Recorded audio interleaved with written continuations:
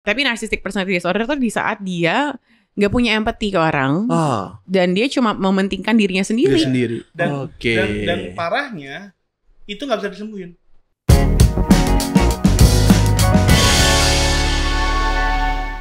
Yemima Hutapea. Yeay.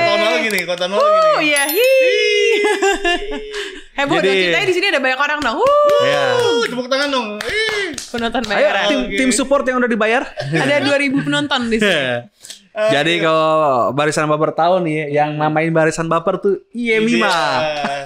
Sampai sekarang dipakai. Iya, Barisan aku Baper. dapet ini ya, komisi. Iya benar. Royalty. Jadi sebagian dari ya dari Eksa buat aku kan. Sharing subscribe. Enggak deh. Oke, Yemima apa kabar? Sehat luar biasa. Aduh, senang banget nih hari ini kita syuting di rumahnya Yemima. Yes. Welcome to my house. Semoga nyaman. Thank you udah. Jangan terlalu nyaman, nanti nggak pulang-pulang. Nggak boleh. Kita harus ini gitu. Nah, oke, nih hari ini kita nggak akan ngebahas tentang Miss Indonesianya lagi gitu kan. Karena Miss Indonesianya udah kita tahu seorang Yemima Hutapea adalah finalis Miss Indonesia 2013. Iya, benar. Iya. Terakhir bahas itu ya kita ya waktu podcast. Kesibukan juga udah ya. Udah. Nah, sekarang kita mau ngebahas tentang pelayanan generasi muda yang dilakukan oleh Yemima Hutapea ini gitu. Kok mau ya seorang finalis Miss Indonesia harusnya kan seorang MC kondang gitu. Musisi gitu kan. Yang pasti padat dong jadwalnya kan. Nah, tadi aja sebelum syuting kita syuting di RCTI dulu. Kok mau pelayanan generasi muda? Emang kenapa? Oke. Sebelumnya menurut aku di saat kita melayani ya kadang-kadang kita suka ngerasa kayak gila ya nih orang, misalkan kita main di sebuah gereja, wah gereja ini beruntung ya punya saya. Padahal menurut aku pelayanan itu adalah sebuah kehormatan. Betul. Justru aku merasa kayak wah aku merasa honored Tuhan percayakan aku untuk melayani anak muda. Jadi bukan kebalikan kayak wah anak muda ini beruntung ya aku layani, enggak. Justru aku merasa kayak it's a privilege. Itu adalah sebuah kehormatan Tuhan berikan aku kesempatan untuk melayani anak muda. Betul. Gitu. Dan kenapa mau melayani anak muda? Karena justru aku melihat kayak demand yang besar di sini gitu. Kurang banyak yang melayani anak muda gitu. Bener. Nah mungkin kita berpikir kayak kurang banyak, orang banyak banget kok kebaktian anak muda. Oke, kebaktian anak mudanya banyak, tapi melayani itu bagi aku tuh kayak kita spend time with them, kita menghabiskan waktu, itu gak banyak loh Kak. Maksudnya banyak orang yang sibuk dengan program-program pelayanan tapi gak sibuk membangun hubungan dengan anak muda. Dan emang untuk bangun hubungan dengan anak muda tuh kita investasi waktu, kadang-kadang bahkan investasi uang juga. Misalnya kita ketemu di coffee shop atau ketemu di mana, itu kan kita juga ngeluarin duit dong pasti. Tapi bagi aku itu investasi yang kekal karena di saat kita spend time with somebody, kita spend time dengan orang tanpa ada agenda terselubung. Sebenarnya kita lagi menabur di kehidupan orang itu. Kayak aku nggak bisa hitung berapa banyak orang yang aku kenal yang cerita bahwa hidupnya tuh diubahkan karena mereka ada yang mentorin, karena mereka ada yang spend time with them gitu. Karena gini loh. Kalau misalkan kita ngomongin pelayanan anak muda, orang suka kira khotbah di badan anak muda. Tapi bagi aku pelayanan itu adalah spend time one on one gitu. Kayak quality time. Ini menarik banget karena gini, banyak orang yang pelayanan di anak muda tapi ya satu arah doang gitu, khotbah hari Minggu atau hari Sabtu. Tapi kan kalau khotbah ya yang aku bilang tadi satu arah. Jadi kita kayak ngomong, udah bisa itu selesai, pulang mungkin orang itu juga udah lupa sama kita juga lupa sama dia. Tapi pelayanan yang aku bangun ini justru kayak bangun relationship aja sih, one on one sama anak-anak muda, khususnya para wanita ya. Karena emang pelayanan kalau one on one menurut aku kalau mentoring baiknya cewek sama cewek, cowok sama cowok gitu. Kecuali kalau komsel itu bisa rame-rame. Tapi intinya adalah kenapa pengen melayani anak muda? Karena menurut aku anak muda tuh cuma pengen dua sebenarnya, didengarkan dan dimengerti. Tapi nggak banyak orang mau mendengar dan mengerti anak muda. Tapi berarti emang bener di tengah-tengah kesibukan berarti emang Mima ini langsung benar-benar kayak memberikan waktu juga dong buat generasi muda. Yes, dan itu harus intentional sih. Jadi pertama Menurut aku itu organik. Maksudnya gini, kadang-kadang ada hubungan yang memang nggak bisa dipaksakan. Dalam arti gini, kalau orang itu nggak nyaman cerita ke aku, aku nggak bisa kayak, ayo kamu harus cerita, kamu ada masalah apa gitu. Kalau dia nggak nyaman ya udah gitu. Tapi biasanya organik aja sih. Ada yang kayak ketemunya memang di gereja, ada yang dari Instagram, dia DM aku, terus biasanya kan kalau cewek masalahnya hubungan ya. Kayak Kak, aku di PHP-in gitu Kak, atau Kak aku di ghosting dan aku sakit hati banget nih Kak, gimana ya aku bisa mengampuni. Oh biasa aku, oh yaudah kamu ada waktu nggak untuk ketemu, karena enaknya kalau ngomongin kayak gini ketemuan gitu. Itu dari awal DM gitu? Iya, aku tuh bacain, walaupun kadang-kadang kan DM yang masuk banyak banget ya kayak. Tapi aku percaya sih, maksudnya kadang-kadang Tuhan pimpin aja gitu siapa yang DM-nya aku balesin gitu loh. Dan dari situ tuh jadi bangun pertemanan, dan ada beberapa yang sampai sekarang tuh masih komunikasi, masih berhubungan gitu. Jadi menurut aku gini, di saat kita melayani orang, kita tuh tujuannya mengasihi aja. Jangan, memang kita pengen perubahan ya, tapi pertama-tama tuh tujuannya mengasihi dulu gitu. Karena banyak orang yang melayani atau berteman dengan seseorang karena ada agenda, ngerti gak sih Kak? Ngerti. Kayak ketemu orang, gue bisa ajak dia collab gak ya? Maksudnya bukan kita aja. Jadi kayak ada ya, apa ya, bisa benefit buat gue. Iya. Dan aku menyadari, maksudnya ada apa ya, beberapa orang yang aku lihat, atau ada satu orang temanku yang aku ngeliat dia tuh kayaknya kok nggak punya teman ya, kayak bertemannya tuh cuman kayak teman pelayanan, ngerti gak? Jadi kalau misalkan ini ya, ada selingan, ada ibu gembala lewat di belakang. Jadi kalau misalkan aku perhatiin, dia kayaknya berteman tuh ada agendanya, ngerti nggak? Jadi nggak ada teman yang kayak yaudah teman untuk hahaha hihi atau teman untuk curhat-curhat. Pasti teman tuh entah itu teman pelayanan lah, teman untuk kolaborasi podcast lah, teman untuk apalah gitu. Dan di situ aku menyadari bahwa kalau misalkan kita bangun hubungan based on agenda aja, di saat kita nanti one day kayak butuh mereka, mungkin kalau misalkan mereka merasa kayak lo cuman cari gue pas ada kebutuhan aja, mereka jadi nggak mau nolong, ngerti nggak sih Kak? Betul. Jadi itu real kok, ada agenda ya. Boleh. Itu salah satu real. Iya, dan itu salah satu prinsip hidup aku sih. Maksudnya kayak bangun hubungan sama orang atau berteman gitu, kita jangan karena ada agenda tersembunyi gitu. Bisa kita berteman dengan tulus, pada akhirnya tuh kita lihat di saat kita butuh mereka tuh mereka ada buat kita gitu. Iya sih. Dan sebelum kita berharap orang ada buat kita ada dulu buat orang lain gitu. Bener sih. Pengen ini kali ya, konsep one on one-nya itu menurut Yemima tuh gimana ya? Karena hari-hari ini tuh lagi arah ke sana sih ya sepertinya Pak anak muda. Jadi benar nggak lagi searah. Tapi jangan modus ya Kak ya. Enggak dong, tenang. Banyak juga yang one on one untuk modus. Saya mau mentorin kamu. Makanya aku bilang cewek sama cewek, cowok sama cowok bagusnya. Tuh Kak. Enggak ya bro. Di banyak orang yang mungkin banyak yang kejar untuk pelayanan anak muda tuh kayak khotbah di youth atau apa, tuh banyak yang mungkin banyak orang-orang yang ngejar gitu. Tapi di sini agak beda nih, karena ternyata zamannya itu udah bergeser dari yang dulu hanya sekedar kita khotbah, tapi sekarang ini butuh yang namanya one on one ya, seperti ini. Benar. Makanya kan sekarang ini kalau kita lihat ya, ini yang kalau yang aku lihat tuh bahwa sebenarnya KKR tuh udah nggak zaman sekarang. Betul. Maksudnya keefektifan itu masih harus ini lagi, ditinjau lagi. Bukannya berarti gua KKR enggak gitu. Tapi kalau kita lihat, kok biasanya kalau dulu kita pelayanan lu KKR. Ujung-ujungnya ya abis mereka maju ke depan, bedanya yang satu nanti jatuhnya ke belakang, pulang dari itu dosanya tetap aja lagi gitu kan. Ya makanya setuju banget dengan apa yang Mima lakuin ya. Makanya pas one-on-one tuh kita langsung kayak klik gitu ya. Saya yang kita alami juga gitu memang. Kita tuh melayani anak muda, kita berhasil bawa anak cool kita atau komunitas kita sampai ke kolam baptis, sampai bertobat. Betul. Itu bukan karena kita habis khotbah, tapi habis nongkrong sama mereka bertahun-tahun sama mereka, ngobrol sama mereka, dengerin kisah hidup mereka, akhirnya dia mau bertobat gitu. Bukan dari KKR, bukan dari khotbah, bukan dari apa-apa gitu. Dan itu gitu sih. Dan itu kayak efek domino kan. Maksud aku gini, memang kalau KKR sekali buat KKR langsung ada 3.000 orang. Tapi dari 3.000 orang itu yang dimuridkan berapa? Belum tentu mereka, maksudnya paling mereka maju habis itu udah mereka ngilang gitu. Tapi kalau misalkan one on one, aku merasa itu kayak efek domino. Misalkan aku ngajak Nando nih. Atau misalkan siapa lah, kayak Angel gitu, cewek. Terus aku muridkan Angel, terus Angel muridkan siapa gitu, Rina muridkan Bunga muridkan siapa. Setuju. Jadi kayak berantai gitu loh. Karena orang yang dimuridkan pasti mereka nantinya punya hati untuk memuridkan karena mereka merasakan benefit dari dimuridkan gitu loh.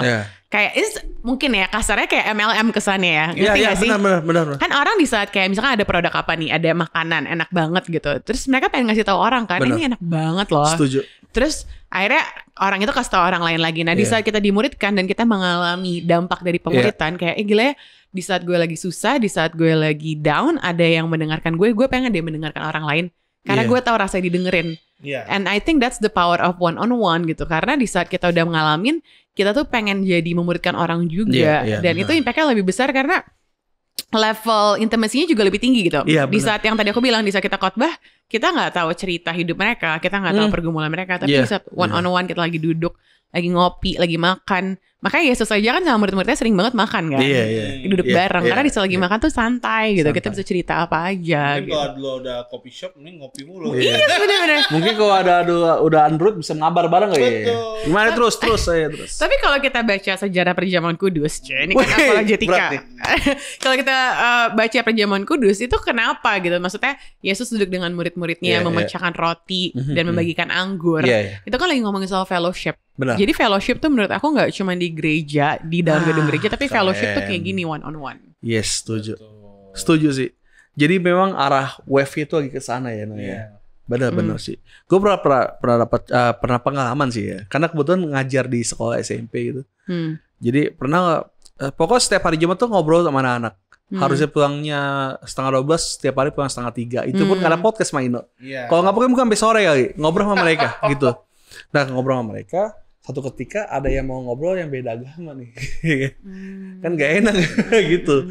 Akhirnya gimana ceritanya? Ya kan dia mau ngobrol banget. Akhirnya mereka datang pakai handphone aja di voice note kayak gitu. Terus ya udah jadi by voice note. Kan ini nanya nih kayak gini nih voice note gitu. Ya udah ngobrol. Karena nggak enak kan gitu misalnya kalau takutnya dikiranya gitu. Karena masih area sekolah kan gitu. Kayak gitu. Guru agama. I see. Jadi jadi dampaknya dari situ mau to mouth kan gitu. Lu kenapa bisa ceria kayak gini pada udah anjor-anjoran gitu. Gue ngobrol sama ini kayak ini gitu. Ya seperti itu sih. Nah, tapi masalah yang sedikit gue alami ya, untuk masuk ke one on one itu kayak capek deh dan effortnya parah. Maksudnya gimana? Ya memang pengalamannya gimana? Nah, itu kita harus tahu batasan kita juga sih. Aku mau share dikit. Aku tuh pernah personality test gitu. Terus pas personality test, aku ternyata orangnya empatinya tinggi. Jadi empati tinggi itu ada bisa jadi kelebihan, bisa jadi kekurangan. Bisa kelebihan adalah aku bisa merasakan rasa sakit orang lain. Tapi kekurangannya adalah di saat aku jadi stres gara-gara mikirin masalah orang ini gitu. Misalkan contoh nih, aku tahu ada cewek yang disakitin, dideketin, tiba-tiba tinggalin gitu. Aku misalkan nih orang gak nyakitin aku gimana banget sebenarnya, tapi kan aku tahu nih orang nyakitin misalkan 4 atau 5 cewek, aku kayak bisa emosi banget sama nih orang, ngerti gak? Karena aku merasakan perasaan mereka, padahal sebenarnya nih orang ke aku nggak disakitin yang gimana banget, ngerti gak? Dia nyakitinnya misalkan orang lain gitu, tapi empati parah tuh. Karena empatinya tinggi, jadi aku bisa merasakan perasaan cewek-cewek ini, dan aku jadi kayak ngerasa gue harus fight for justice gitu loh. Nah, aku ngerasa kayak kalau nggak hati-hati, kalau kita kebanyakan dengan curhatan bisa overwhelm juga gitu, bisa kewalahan. Jadi aku tahu batasan diriku sih. Misalkan let's say minggu ini gue udah denger curhatan 3 orang dan 3-3 berat banget nih. Terus tiba-tiba ada orang hubungin lagi hari Sabtu, mau ketemu dong Kak. Kalau aku tahu aku udah burn out, aku akan bilang jangan minggu ini ya, ngerti gak? Jadi kita harus tahu batasan kita sih. Aku suka banget kata-katanya Kak Randy Chandra Dinata. Dia pernah bilang gini kan, kalau zaman dulu kita pelayanan tanpa batas, kalau sekarang pelayanan tahu batas. Kan dulu kan kita diajarin janganlah bekerja. Padahal Yesus aja istirahat gitu. Yesus aja yang Tuhan istirahat saat dia jadi manusia. Masa kita kayak gak istirahat gitu loh. Kita juga harus tahu batas kita. Karena di saat kita gak tahu batas kita, takutnya nanti kitanya yang burn out, kitanya jadi gak bisa melayani jangka panjang. Ngerti gak? Karena kita stres. Kayak banyak orang yang menurut aku misalkan muak dengan pelayanan karena mereka nggak ada break, yang aku bilang itu break dikit-dikit. Jadi mereka pelayanan terus sampai akhirnya benar-benar berhenti total. Mendingan kayak pelayanan berhenti tapi pelayanan lagi, pelayanan berhenti pelayanan lagi gitu. Jadi ngomongin manage ya. Iya harus. Karena diri kita pun manusia gitu loh. Kita nih kalau kita banyak mikirin manusia nih, banyak mikirin teman, banyak mikirin yang curhat sama kita, sama stres. Ya makanya perlu batasan gitu. Kita harus tahu batas kita juga perlu healing dan jangan sampai kitanya akhirnya drop, akhirnya kita frustasi dengan pelayanan kita, akhirnya kita memilih untuk berhenti pelayanan, itu yang akhirnya yang sangat bahaya. Gitu. Dan kita jangan merasa bersalah ketika kita hold dulu ya, nanti dulu ya gitu. Kita kayak jangan merasa bersalah juga ya. Itu intimidasi iblis sih kalau kita merasa bersalah kita berhenti. Karena gimana ya, menurut aku di saat kita melayani orang, kita juga harus ada restnya. Karena itu memang itu sehatnya begitu gitu. Kalau aku pernah bilang ini, banyak orang yang terhilang dalam pelayanan. Kenapa terhilang dalam pelayanan? Karena mereka sibuk pelayanan sampai nggak ada quality time with God. Dan sampai akhirnya mereka juga mungkin ngelakuin pelayanan udah kayak kerjaan, udah kayak default aja, udah kayak robot. Jadi udah nggak ada perasaan gitu, udah mati rasa. Benar. Dan itu bahaya banget di saat kita melayani, melihat pelayanan udah kayak pekerjaan gitu. Jadi itu bahaya.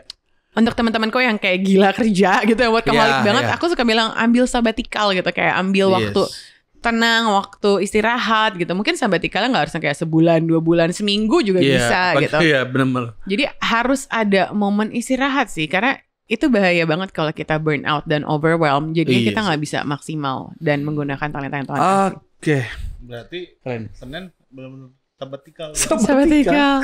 Dan sabbatical orang beda-beda kan. Kayak bisa hari Senin, bisa hari Selasa, tergantung lah. Tapi tahu batasnya aja sih. Iya sih benar. Move kali ya. Apa namanya yang paling berkesan, apa yang paling menguras pikiran, tenaga, hati dalam melayani anak muda yang one on one atau apapun itu? Yang paling menguras tuh kalau ngomongin relationship. Itu menguras banget. Soalnya yang tadi aku bilang ya, mungkin karena orang yang perasa gitu, empati-nya tinggi gitu. Kalau misalkan ada cewek nih curhat misalkan tentang cowok gini kayak pengen ku samperin tuh cowok. Nabrak ya. Tobat tuh. Enggak ya. Serem ya aku ya. Koino baik banget ya. Sangat baik. Apa? Baik orangnya. Oh baik. Iya. Sangat banyak. Iya, itu yang paling kebanyakan anak muda tuh relationship aja gitu ya, curhatnya ya. Iya, dan sedihnya ya, kadang-kadang kan kita kira yang menyakiti anak muda itu orang luar, maksudnya bukan orang gereja. Tapi seringkali yang menyakiti orang-orang gereja juga, ngerti gak sih? Entah itu teman kebenaran lagi. Iya, teman pelayanannya atau mentornya, ngerti gak sih? Jadi kayaknya banyak orang yang misalnya jago Alkitab, jago jago apologetika atau jago misalkan hal-hal yang berbau rohani, tapi when it comes to relationship mereka belum benar-benar peka gitu loh. Dan aku ngerasa ya, aku nggak bilang aku expert in relationship, tapi aku ngerasa pelayananku memang paling banyak tuh tentang relationship gitu loh. Maksudnya nanganin cewek-cewek yang baru putus, atau cewek-cewek yang di PHP-in, atau cewek-cewek yang galau. Iya, pokoknya intinya yang kayak berhubungan dengan relationship lah. Dan di situ aku menyadari gini loh, sebenarnya saat hubungan kita sama Tuhan benar, harusnya itu tergambarkan atau terrepresentasikan dari hubungan kita dengan sesama. Iya. Setuju. Karena kalau aku tuh jadi wondering, kalau kita mengaku kita dekat sama Tuhan, tapi hubungan kita sama sesama nggak baik, benar. Itu jadi questioning, bener nggak sih hubungan kita sama Tuhan benar? Karena aku percaya itu kayak salib aja, kalau ke atas bener kan salib horizontal dan vertikal gitu. Maksudnya harusnya kalau ke Tuhan hubungannya baik, ke sesama juga baik sih. Harusnya. Ya beda cerita kalau kita udah baik orang masih jahat. Tapi maksudnya di sini artinya cara kita men-treat sesama, gitu, action kita ke orang lain. Jadi dari kita ke orang tuh harusnya bener, kalau kita ke Tuhan bener gitu loh. Gak bisa, menurut aku kalau kita ke Tuhan bener, ke orang enggak, itu kayak orang Farisi gitu, kayak munafik. Kita jago firman tapi kita nggak, hubungan nggak bener. Banyak berarti ketemu orang seperti itu ya, pelayan Tuhan yang itu. Ini kenapa pertanyaannya kayak nggak banyak lah, jangan. Tapi ada ya. Tapi ada. teguran juga sih, maksudnya ya harus introspeksi diri juga ya. Iya, dan ini apa namanya juga banyak orang-orang juga, bukan hanya perempuan ya, tapi juga kayak semua orang juga jangan terlalu melihat bahwa hamba Tuhan itu kayak sesuatu yang wah banget. Ngerti. Karena gini, dulu itu suka diajarin cari orang tuh yang takut akan Tuhan. Itu benar gitu loh. Benar. Tetapi masalahnya sekarang hamba Tuhan belum tentu takut akan Tuhan. Iya, benar. Nah, makanya sekarang gue tuh kita tuh kalau di youth kita tuh suka kita ajarin jangan lihat tokoh. Jangan lihat tokoh. Itu manusia dan orang itu tetap bisa jatuh. Iya. Dan kalau jatuh kecewa ya. Dan jatuh kecewa gitu. Makanya setuju sih kalau ngomongin tentang relationship, ya kita harus punya koneksi sama Tuhan gitu loh. Biar Tuhan yang ngarahin. Benar. Gitu, karena Tuhan tahu sendiri anaknya tidak akan dipertemukan dengan bukan anaknya. Iya. Gitu. Jadi anaknya ini akan ketemu dengan anaknya yang sama-sama takut akan Tuhan. Iya. Gitu. Yes. Ya benar. Ya kalau mau nyari anak Tuhan juga ya kita juga harus berusaha jadi anak Tuhan dong. Jangan kitanya gimana kita pengen nyari anak Tuhan kayak gitu. Benar. Seru. Seru. Selain relationship paling yang draining juga masalah keluarga ya. Nah itu betul. Karena kan pasti kalau anak muda tuh sama orang tua gitu kan. Konflik. Apalagi kalau yang complicated adalah di saat kita kenal orang tuanya juga. Jadi orang tuanya kayak nasihatin anak gue dong gini. Tapi anaknya bilangin dong ke mama papaku gini. Jadi kita di tengah-tengah kan. Ada juga kayak gitu. Ya, nah menurut aku sih sebenarnya ya kenapa aku suka one on one karena selain kita mengenal orang itu dan masalahnya kita jadi mengenal psikologinya dia. Iya sih. Kayak aku tuh suka banget psikologi kan Kak. Jadi di saat aku mengenal orang on a personal level kayak level one on one, aku tuh jadi tahu oh dia tuh kayak gini karena cara dia dibesarkan tuh kayak gini ngerti nggak? Oke. Karena menurut aku sebenarnya untuk orang-orang yang pelayanan di konseling atau pelayanan one on one, aku saranin banyak baca buku psikologi. Jadi jangan cuma baca Alkitab tapi psikologi. Karena betul, setuju. Aku tuh kalau ngomongin konseling kayaknya kurang setuju kalau cuman punya background teologi ya. Aku lebih suka dia ada background psikologi. Karena ada beberapa hal yang nggak bisa cuma ya doain aja gitu. Misalkan saya punya isu dengan komitmen nih Kak, ayo kita doain aja biar kamu berani komitmen. Enggak gitu. Kalau misalkan ngomongin tentang isu seseorang, misalkan orang yang punya isu dengan komitmen, biasanya tuh antara papa mamanya hubungannya nggak harmonis. Oke, iya. Atau mungkin dia punya kakak cewek atau adik cewek yang menikah terus cerai, jadi dia nggak percaya di alam bawah sadarnya dia nggak percaya pernikahan atau dia takut nikah. Betul. Jadi di mulut dia bilang kayak saya percaya pernikahan, saya mau komitmen, tapi alam bawah sadar dia tuh dia takut. Jadi setiap deket sama cewek atau deket sama cowok dia kalau ada masalah dikit langsung mundur, ada masalah dikit langsung mundur. Padahal namanya pernikahan pasti akan ada masalah. Kayak mau kita ketemu orang yang sempurna pun nggak mungkin nggak ada masalah. Jadi nggak bisa dikit-dikit ada konflik langsung mundur gitu. Nah, maksud aku kalau kita nggak ngerti secara psikologi, yang ada kita cuma suruh dia berdoa. Yaudah lo berdoa aja supaya lo bisa berani komitmen. Yang nggak cukup. Itu harus cari trace back kenapa nih takut komitmen. Iya benar. Nah, cara menangani masalah lah kira-kira ya. Dan kalau kita belajar psikologi, kita jadi bisa memberikan masukan yang tepat gitu. Iya benar. Dan lebih cepat juga kasih ininya ya, solusinya gitu. Iya, gak usah ngawang-ngawang gitu. Dan sebenarnya tuh menurut aku di saat kita tahu penyebab kenapa dia kayak gitu, dia tuh bisa tahu patternnya. Jadi misalkan setiap gue ada konflik, gue jangan mundur karena konflik itu bukan berarti tanda gue nggak bisa sama dia. Justru gue harus melihat cara menyelesaikan konfliknya gimana sih gitu. Jadi itu juga jadi warning buat dirinya dia bahwa kadang-kadang kita mengasosiasikan sesuatu dengan hal yang salah. Contoh misalkan kayak tadi konflik artinya red flag. Belum tentu konflik red flag, ngerti gak sih? Bisa aja konflik itu terjadi karena kan kita dari dua background yang berbeda. Cara dibesarinnya beda. Orang tuanya beda. Edukasinya mungkin beda. Jadi gak selalu konflik itu red flag. Nah di saat kita udah ngerti kalau konflik belum itu red flag, kita jadi tahu cara nanganinnya gimana nih gitu. Jadi ya mengenal diri sendiri itu penting sih. Menurut aku di saat kita pelayanan one on one, kita tuh jadi mengenal orang itu dan kita bisa membantu orang itu untuk mengenal dirinya sendiri juga. Karena banyak orang yang nggak mengenal dirinya sendiri. Benar. Nah, biasanya nih kalau misalkan kita nanganin generasi muda nih, hal yang paling buruk tuh apa sih yang pernah Yimima temuin gitu? Ada yang datang jam 3 subuh, gara-gara aku diusir, gara-gara mungkin pernah kayak relationship yang pada akhirnya disakiti sampai koma atau mau bunuh diri ada. Gitu. Jadi kalau kalian tahu ada namanya waham kejar, itu keadaan psikologi di mana kita jadi parnoan banget. Kita merasa semua orang tuh kayak mereka-rekakan yang buruk ke kita atau merencanakan atau mensiasati hal buruk. Jadi aku punya sahabat sih. Jadi kita dulu deket banget, tapi karena jadi dia MBA gitu, married, bahkan nggak married, dia hamil di luar nikah dan gak dinikahin, terus punya anak. Nah sejak itu udah gak deket tuh. Tiba-tiba satu mauan dia kayak datang ke rumah bawa anaknya juga gitu.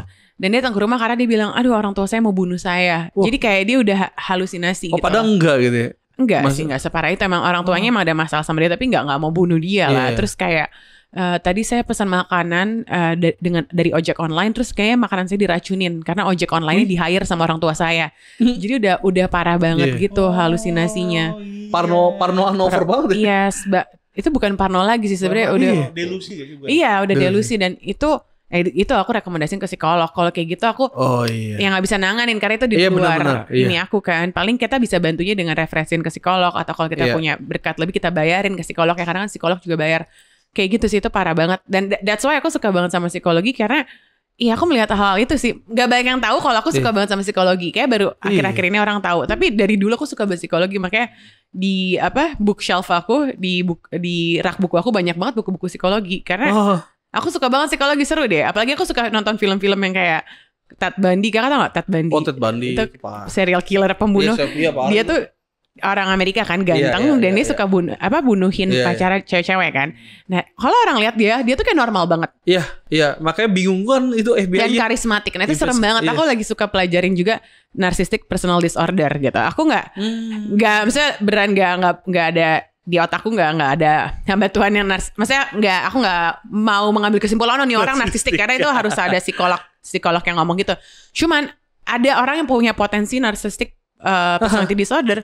Dan memang benar, ini aku ngomong secara umum ya, dan termasuk diri aku gitu. Aku juga harus hati-hati karena kalau kita misalkan punya narcissistic personality disorder dan kita nggak sadar itu bahaya banget gitu loh. Ada ciri-ciri nggak sih, misalnya, ini kayak gue ngarah ke sana deh, takutnya gitu kan? Ada sih. Ini loh, yang kemarin kita baru temuin.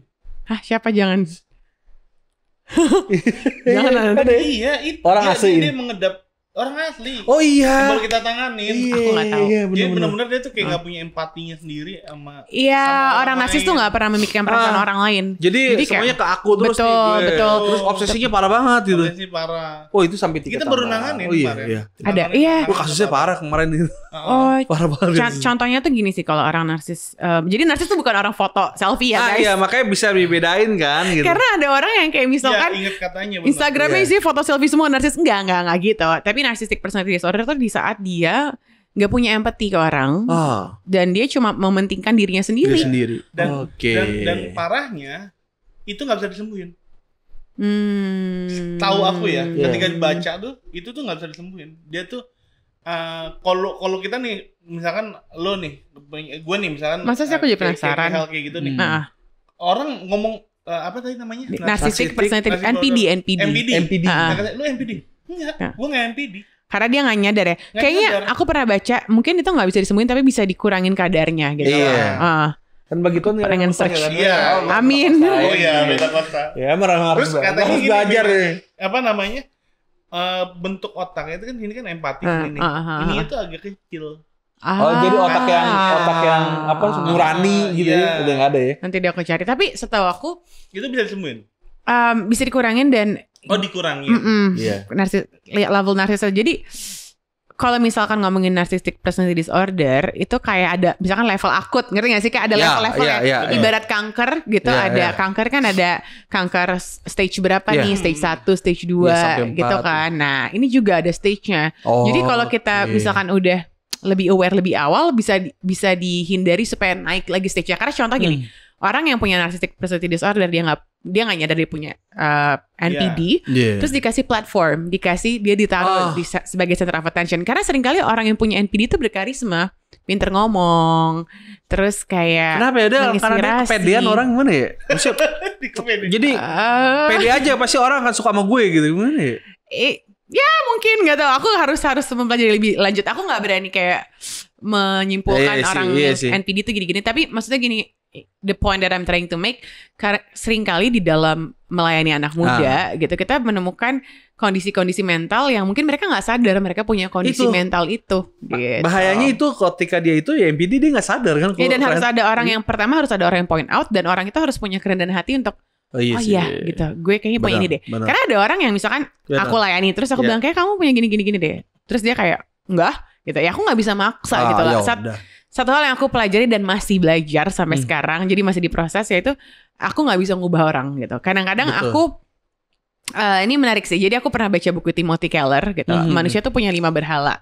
Berhalanya pengakuan, penerimaan, kenyamanan, kuasa dan kontrol. Nah aku kalau orang yang misalkan let's say player gitu, mereka mungkin berhalanya penerimaan, butuh diakuin oleh wanita-wanita. Nah kalau aku tuh nyadar berhalaku kontrol. Aku kadang-kadang suka kontrol gitu, karena aku nggak suka sesuatu yang di luar kontrol aku, ngerti gak sih? Dan salah satunya adalah orang lain gitu. Di saat aku pengen ngubah orang, karena aku kasihan sama nih orang, sebenarnya karena empati kayak, aduh nih orang kalau sifatnya kayak gini, masa nih orang kalau nggak berubah, atau nih orang masih takut komitmen, dia bakal nyakitin orang terus deh. Jadi gemes pengen ngubah nih orang kan.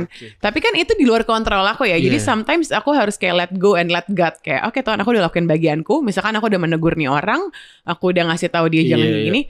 ya udah kalau aku udah lakuin semua cara atau aku lakuin bagianku dan nih orang masih begini, ya udah aku harus let go gitu, jangan maksa. Karena capek sendiri kalau kita maksa dan berusaha in control. Betul. Harus tahu tuh MPD nggak kita. Tapi nggak gini, ini seru nih. Kok jadi ngomongin psikolog? Seru gitu? ya, iya. Nggak panjang. Nggak apa-apa. Udah berapa jam? Kalau kita lihat dia rasa empatinya kan kurang gitu. Itu menjurus kepada psikopat gitu. Bisa jadi loh. Itu Bandi. Aku tuh. Ya kan karena dia nggak akan ngerasa dirinya tuh salah. Gitu. Serem sih. Karena ada orangnya yang pernah kita tes.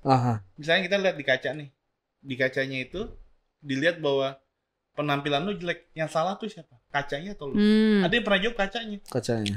It can be true, bisa sih. Aku jadi kan baru-baru ini aku ada kayak disuruh konseling gitu lah. Sebenarnya aku kayak nggak merasa terluka banget atau gimana, cuman ada orang kayak kamu kayak butuh konseling ya, daerah aku coba konseling. Nah, konselor aku ini memang background psikologi dan dia memang apa ya, istilahnya killer, maksudnya dia jago lah di bidangnya gitu kan. Udah gitu, aku tuh ngobrol sama dia gitu, aku lagi cerita, kalau orang punya karakter kayak gini, ini apaan sih gitu kan. Terus aku nanya apakah ini NPD gitu, Narcissistic Personality Disorder. Terus dia bilang, iya bisa jadi, tapi saya curiga ini lebih parah daripada NPD. Oh, apaan lagi? Terus aku nanya dong, kayak maksudnya apa? Karena apa yang lebih parah dari NPD? Bagi aku NPD udah parah banget. Mentok, bisa jadi dia belum ngasih tau aku apa, tapi bisa jadi yang kayak Kak Ino bilang tadi, yaitu empati udah gak ada sama sekali. Psikopat, psycho gitu. Karena orang psycho tuh, yang aku bilang kayak Ted Bundy, dia nggak merasa membunuh cewek-cewek itu salah loh, ngerti nggak? Dia bisa berpikir kayak I'm saving their lives daripada mereka hidup menderita gitu, nggak bisa sama gue. Mereka mendingan mati aja, ngerti nggak? Cara pikirnya tuh udah twisted banget. Itu yang bahaya di saat kita udah nggak bisa bedain mana yang, masa kita punya our own truth, definisi kebenaran kita sendiri. Kayak manusianya udah nggak ada ya gitu. Kayak aku nih, maksudnya ini kan my own personal opinion ya, jadi jangan dikutip kayak aku, ini bukan statement, tapi kayak aku kemarin lagi nonton lagi Amber Heard sama Johnny Depp karena kan baru keluar di Netflix. Baru season 1 tuh. Aku udah selesai 3 episode dari awal mereka live di YouTube, aku juga udah ngikutin. Cuma kemarin aku nonton lagi, kayak Amber Heard itu kayak emang bener kayak punya borderline personality disorder. Jadi kayak dia udah nggak bisa bedain mana yang realita sama yang karangan dia, saking dia. Ngerti gak sih, bagi dia nggak lagi bohong, ngerti gak sih? Bagi dia apa yang bohong? Iya, karena dia mempercayai kebohongannya sendiri, ngerti gak sih? Jadi kayak misalkan dia merasa misalkan dia ngarang cerita dia dipukul dan dia tuh sudah teringrain kayak udah nempel di otak, dan kayak seolah-olah emang dia beneran ngalamin. Jadi waktu dia ngomong dia dipukul, dia nggak merasa kayak lagi bohong karena bagi dia itu realita, ngerti nggak?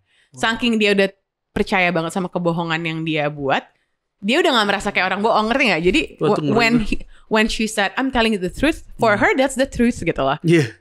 That's her own truth, ngerti nggak sih Kak? Jadi itu yang serem saat kita udah nggak bisa bedain, udah apa sih istilahnya bahasanya, udah kalut, udah campur gitu, mana truth mana enggak. Di saat orang misalkan kayak ngelakuin hal yang nyakitin orang lain. Contohnya apa ya, aku lagi mau kasih contoh yang general, tapi ya adalah ini ghosting. Ya udah, ini nggak menyindir siapa-siapa, ini in general kayak misalkan kita ghosting atau kita nggak ngabarin orang, bagi dia itu nggak salah karena di otak dia memang sudah terlatih atau mungkin udah ingrain, udah kayak apa sih, nyangkutnya di otak kayak ya biasa aja, kalau gue udah nggak suka sama nih orang atau gue udah nggak ada mau hubungan, ya gue ngilang aja. Karena itu bisa aja bagi dia itu cara yang tepat gitu, cara yang benar gitu. Jadi dia nggak berasa dia menyakiti orang gitu loh. Nah, berarti dia punya definisi kebenaran sendiri lah itu. Bisa jadi. Kan kalau kita lihat dari sisi Alkitab nih, sisi Alkitab bahwa Tuhan tuh menciptakan manusia sungguh amat baik. Dan kok gue selalu gue khotbahin bahwa manusia itu diciptakan pada dasarnya itu baik. Ya kan. Nah, kalau orang bisa kena NPD dan psikologinya kayak gitu dan segala macam, latar belakangnya itu biasanya apa sih? Dosa. Kita ngomong gitu, salah satunya kan dosa. Kayak ini harusnya jadi pelajaran, jadi kelas. Ini buat pentakut. Baru enggak, setelah dosa baru psikiater. Tapi memang ada kertas enggak sih? Jadi gini loh, sebelum pada saat manusia diciptakan, manusia tuh able to not sin. Iya nggak sih? Able to sin, able to sin ya, able to sin. Iya. Terus ya benar. Ya nggak sih? Ngomong gitu juga. Terus abis itu setelah Yesus udah mati di kayu salib, we are able to not sin. Kita mampu untuk nggak berdosa. Iya. Nah, pada saat kita di kekekalan, kita we are not able to sin. Iya, sama sekali nggak berdosa. Ya. Nah, maksud aku kenapa ada NPD segala macam? Karena kan waktu Adam dan Hawa makan buah pengetahuan yang baik dan benar, kita udah ada able warisan, to sin gitu. Ada DNA dosa gitu. Jadi able to sin, dan kita nggak bisa nggak berdosa sampai Yesus mati, baru kita able to not sin. Kita bisa untuk nggak berdosa. Jadi ada pilihan, kita bisa berdosa bisa nggak. Tapi nanti pada saat kita di surga, kita not able to sin, kita udah nggak bisa berdosa gitu. Jadi menurut aku ya itu jawabannya, karena kita udah jatuh dalam dosa. Jadi kan ya seperti Roma katakan, kita semua adalah berdosa makhluk berdosa. Jadi sebenarnya gini loh, aku ngomong gini bukan berarti aku sempurna gitu. Ngerti gak sih? Kayak soalnya gini, aku kemarin kan habis ngebahas soal mental health gitu loh. Dan banyak orang yang kayak mungkin gila, nih orang bahas mental health kayak wah mental udah paling healthy nih gitu. Well, aku emang harus gitu ya. Makanya sebenarnya nggak harus. Tapi maksudnya ada aja mungkin orang julid, ngerti gak sih Kak? Kayak nah maksud aku di saat kita ngebahas mental health, kita semua benar, kita semua pasti punya penyakit jiwa atau jiwa kita sakit in a different way, ngerti nggak? Pasti. Mungkin ada orang jiwanya sakit, dia narsis, ada yang dia nggak narsis tapi dia sombong atau dia apa. Bener. Kita punya penyakit jiwa yang beda-beda. Cuma bedanya adalah kita mau menyadari dan berusaha untuk memulihkan hati kita nggak? Ada orang yang tahu gue sakit tapi gue nggak mau disembuhin, gue udah this is me, accept me. Nah aku selalu bilang gitu, aku bedanya aku merasa kenapa aku berbeda atau cara kita berbeda dari orang lain adalah di saat kita tahu kita sakit apa, kita berusaha untuk menyembuhkan luka itu, jangan didiemin doang lukanya. Bener. Minimal sadar lah ya kalau kita salah. Gitu. Ada dua jenis orang, ada dua orang yang nggak sadar dia terluka. Ada tiga jenis orang. Ada orang yang nggak sadar dia terluka. Ada yang kedua, orang sadar dia terluka tapi nggak mau ambil action untuk menyembuhkan. Yang ketiga, dia sadar dia terluka dan dia mau menyembuhkannya. Nah kita yang mana nih gitu? Benar-benar. Karena banyak orang yang kalau dia nggak sadar kan ya istilahnya gimana dia mau ke dokter, dia aja nggak sadar dia sakit. Yang kedua dia sadar tapi kita nggak bisa maksa dia untuk ke dokter atau ada obat pil minum, kita nggak bisa cekokin. Harus keputusan dia. Nah yang ketiga dia tahu dia sadar dan gue mau nih minum ini tiap hari konsisten gitu loh. Maksud aku di saat kita punya penyakit atau kita sakit di area tertentu, misalkan let's say gue orangnya takut komitmen, yuk konseling gitu. Ada orang yang gak mau dikonselingin loh, kayak terlalu keras atau temboknya terlalu tinggi untuk konseling, karena konseling itu kan vulnerable, kita harus cerita masa lalu kita, cerita masa kecil kita, mungkin diurutin baru kita ngerti. Mungkin kita harus kayak istilahnya membuka luka lama gitu. Kalau dulu mama kita pernah marahin kita atau apa, kita harus inget-inget lagi kejadian yang sebenarnya kita udah mau lupa. Nah konseling itu emang gak enak, one on one itu kan kayak konseling. Tapi menurut aku gak semua yang enak itu bagus. Justru kadang-kadang puyer obat yang pahit itu yang menyembuhkan kan. Jadi gak enak bukan berarti gak sehat. Sebaliknya yang enak belum tentu sehat. Jadi di saat kamu konseling mungkin gak enak, tapi itu bisa memulihkan jiwa kamu. Jadi aku lagi mau menggalakkan konseling. Konseling 2023. Ayo hamba Tuhan 2023 maksudnya 2023. Maksudnya tahun ini karena gini loh, ada stigma bahwa hamba Tuhan konseling dia ada masalah apa gitu. Ngerti gak? Iya benar. Kayak atau ke psikolog gitu. Sekarang hamba Tuhan tuh kayak gak butuh lagi konseling. Itu dan maksud aku kalau perlu gak usah nunggu ada masalah besar gitu. Gak usah tunggu sampai ada berita viral atau gimana baru di konseling. Karena kita semua butuh konseling gitu. Aku percaya itu sih. Maksudnya aku gak tahu ya, mungkin akan ada orang yang beda pendapat and it's okay gitu. Tapi kalau bagi aku pribadi, kita semua tuh sebenarnya butuh konseling. Benar. Aku kita pun butuh konseling. Jadi kita jangan malu. Arya butuh konselingnya. Salah satu departemen kita kuat ya karena kita bertiga ini sering saling konseling. Iya. Dan saling mempermalukan diri. Gue gimana ya? Aduh, gue kayak gini. Karena gue punya pikiran kayak gini. Nah, itu kita kayak suka tertawa kan. Di balik itu kita ngerti bahwa kita empati kita punya ternyata tuh ada orang yang memperhatikan kita. Akhirnya kuat lagi. Tetap bisa berjalan. Soalnya tahun lalu kalau nggak salah yang berita menghebohkan yang seorang pendeta ternyata ngebunuh temannya yang di Bogor tuh. Aku tahu. Ya kan? Sampai di situ berarti benar-benar mau pendeta mau siapapun butuh namanya teman ya. Lu tuh gue tuh ditegur dong. Kita bahas itu. Kenapa nggak boleh bahas ya? Enggak, jadi bukan nggak boleh bahas, jadi bercanda. Jadi pas aku lagi main sama teman lagi nongkrong gitu, hamba Tuhan juga gitu loh. Dia bilang, lu ngomongin temen gua di podcast lu lah gitu. Temen dia. Ternyata temennya yang meninggal bukan. Tapi puji Tuhan nih, maksudnya bukan yang pelakunya. Iya, gua udah kayak gue salah nih, gue bilang ada apa nih gitu loh. Oh kita bahas itu dulu ya. Tapi itu serem sih. Ya, Iya, aku ya maksudnya itu ada sebuah kaget. contoh nyata lah ya. Ternyata kita butuh namanya teman.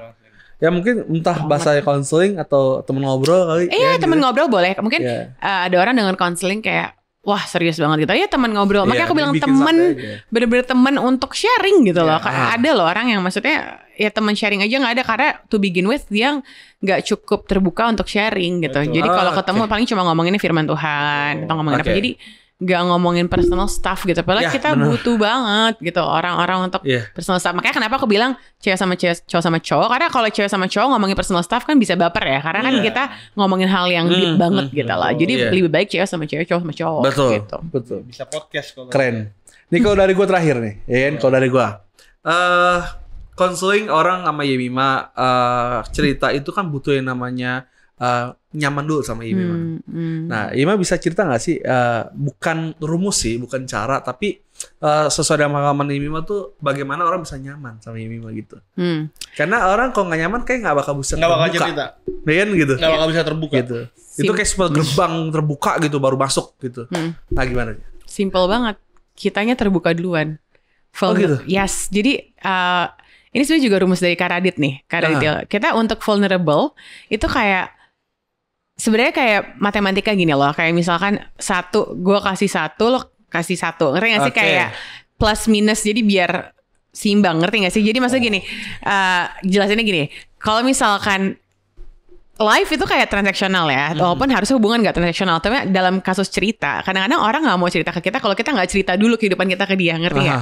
Jadi kayak tukeran cerita. Nah biasanya aku untuk orang nyaman, aku terbuka juga tentang hidup aku, tentang masalah aku. Jadi orang nyaman, karena gini, contoh nih kak, misalkan let's say ada orang yang mau curhat soal putus. Iya. Terus aku kayak, oh gue gak pernah putus. Soalnya hidup gue sempurna. Nggak, gimana dia mau curhat, kayak lo aja gak ngerti masalah gue, Iya. ngerti gak? Betul. Tapi di saat ada orang misalkan mau curhat soal putus, terus aku kayak, oh ya gue pernah lo putus dan gue sedih banget.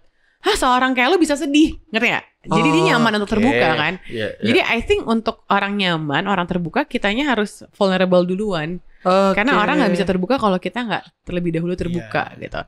That's why sebenarnya untuk kita konselingin orang, kita juga udah harus healing, udah harus sembuh, ngerti gak? Karena kalau aku terbuka dan aku belum sembuh kan jadi buka sama-sama buka nangis lama. dong. Tapi karena aku udah sembuh, jadi pada saat aku menceritakan, aku nggak ngerasa kayak traumatized atau ngerasa berat karena aku ya udah sembuh, jadi ceritain hal ini biasa aja. Tapi kalau aku belum sembuh kan pas ceritain sedih lagi, galau lagi gitu. Jadi kita harus aku selalu bilang gini, kita nggak bisa melayani orang kalau kita nggak sembuh dulu. Beda loh sembuh sama sempurna. Benar. Makanya kalau kita melayani dari rasa sakit yang sudah disembuhkan tuh beda sama rasa sakit yang masih going on. Karena hurting people hurt others. Orang yang terluka tuh melukai orang lain. Dan itu pattern yang aku lihat. Biasanya orang-orang yang melukai orang lain tuh karena sebenarnya dia ada luka tapi dia nggak sadar dia punya luka itu. Dan kasiannya nggak ada orang yang ngasih tahu dia punya luka itu.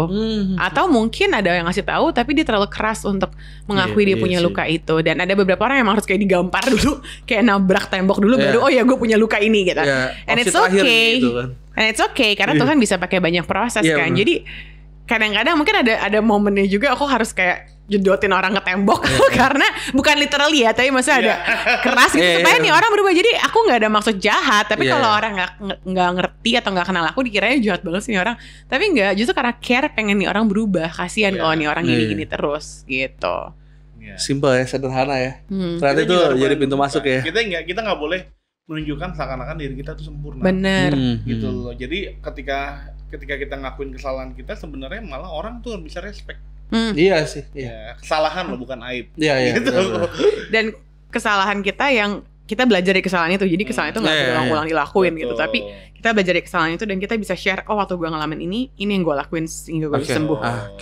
Dan itu penting sih, keterbukaan. Karena aku tahu sulit buat hamba Tuhan untuk terbuka. Karena mungkin takut dijudge. Misalkan ada orang yang mungkin masa lalunya terikat dengan pornografi. Mungkin dia malu ketahuan, dulu lo terikat dengan pornografi. Kan itu dulu. Kalau dulu nggak apa-apa menurut aku. Kecuali lo belum sembuh di area itu gitu. Kalau belum sembuh, kenapa aku bilang jangan ajarin? Karena gini, kenapa jangan konseling? Karena kalau kita konselingin orang tapi kita belum sembuh, itu kayak kita ngajarin orang, gini buat bebas dari narkoba. Tapi kita masih make. Nggak bisa dong. Kita harus bebas dulu. Nah sama, aku tuh kayak aku biasanya kenapa ngomonginnya kayak relationship tentang pacaran bukan tentang pernikahan karena kan aku belum menikah, ngerti nggak? Okay. Jadi sebenarnya aku lebih suka konselingin wanita-wanita single karena aku di area itu, ngerti nggak sih? Aku nggak mau kasih nasihat di area yang sebenarnya aku belum menang atau belum mengerti. Misalkan aku ngajarin orang parenting, sedangkan anak aja belum punya. Gitu. Jadi lebih baik kalau kita one on one atau konseling di bidang yang emang kita udah mengalami gitu loh. Oke. Setuju. Penuh. Daging penuh semua nih, hari penuh, ini. penuh. Dagingnya seru banget. Guys. Dari pengen anak muda nih hampir gitu nih. NPD apa tadi? Psikologi, relationship jadi NPD. satu. NPD. Panjang. Nonton deh, itu seru loh dokumenterinya Ted Bundy sama Ted Bundy ya?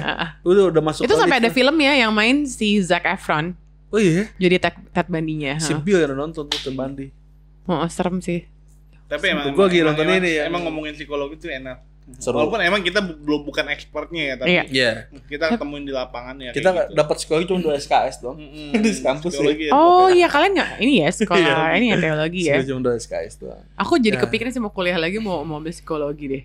Iya, menarik sih. Dan kita pikir orang yang psikologi itu orang yang memang harus suka sih ya. Iya, aku suka banget lagi. Iya benar, suka benar. Apalagi mempelajari attachment, tau nggak? Kayak cara orang berhubungan tuh attachmentnya ada avoidant, ada secure, ada anxious, itu juga seru banget. Bedanya psikologi sama sosiologi itu apa sih? Sosiologi lebih kayak masyarakat ya, iya. Tapi sosiologi lebih kayak interaksi. Psikologi kan personality kita. Personality. Oh iya benar. Perilaku masyarakat, perilaku pribadi ya gitu lah. Jadi kelas SKS kuliah ya. Oke. Berarti S2-nya psikologi. Iya. Udah absen belum di kelas? Lupa. Ini belum berakhir nih. Udah. Nanti Tante dikit lagi. Episode selanjutnya Tante Julia. Oke, bagi teman-teman yang suka akan video ini boleh di-share dan boleh nonton video-video berikutnya dalam satu channel, yaitu adalah Millennial Bapak. God bless you. Wow. Bye-bye. Seru asik.